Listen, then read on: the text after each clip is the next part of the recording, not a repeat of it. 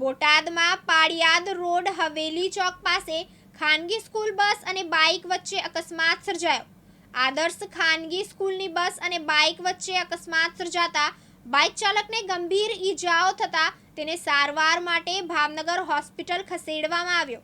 ઈજાગ્રસ્ત બાઇક ચાલક ખસ ગામના મોહબ્બત સંઘ ચાવડા હોવાનું સામે આવ્યું છે.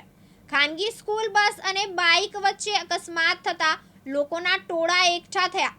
શહેરની મોટા ભાગની ખાનગી સ્કૂલ બસના ડ્રાઈવરો મોટી ઉંમરના છે અને ખાનગી સ્કૂલ બસના ડ્રાઈવરો શહેરમાં બેફામ બસ ચલાવતા હોવાનો સામાજિક આગેવાને આક્ષેપ કર્યો છે. ખાનગી સ્કૂલના સંચાલકોએ સ્કૂલ બસના ડ્રાઈવરો સામે પગલાં લે તેવી સામાજિક આગેવાને માંગ કરી છે. ગંગાબેન મકવાણા.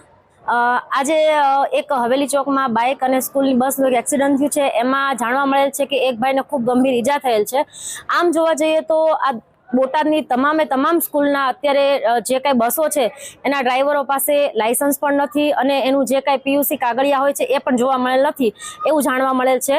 અને બસની દર 3 મહિને જે કાંઈ વિધિ થતી હોય કે જે કાંઈ કાગળિયા અથવા તો જે કાંઈ તપાસ કરવાની થતી હોય એ પણ આ લોકો કરતા નથી એવું તમામ મુદ્દાથી જાણવા મળેલ છે. સ્કૂલ બસવાળાની બેદરકારી હોય એવું મતલબ? હા, 100% આપની વાત સાચી છે. ખરેખર જોવા જઈએ તો સ્કૂલની બેદરકારી છે કે બેફામ ડ્રાઈવરો જે છે એ પોતે બસ ચલાવતા હોય છે અને મોટાભાગના ડ્રાઈવરો છે એ 60 થી 65 વર્ષની ઉંમરના છે એવું પણ જાણવા મળેલ છે.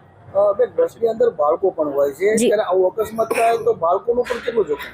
આમ દરેક વાલીને સતર્ક રહેવાની જરૂર છે. સ્કૂલના ટ્રસ્ટીઓ પાસે પણ માંગવાની જરૂર છે કે જો આવું થાય તો એમના બાળકોની શું હાલત થાય એમ. એટલે એમને પણ ટ્રસ્ટીઓ પાસે માંગવું પડે કે એમની જે ડ્રાઈવરો રાખેલા છે કે એમની પાસે પૂરતો અનુભવ છે કે નથી એ તમામ જાણકારી પણ વાલીઓ મેળવવી જરૂરી છે આ અંગે.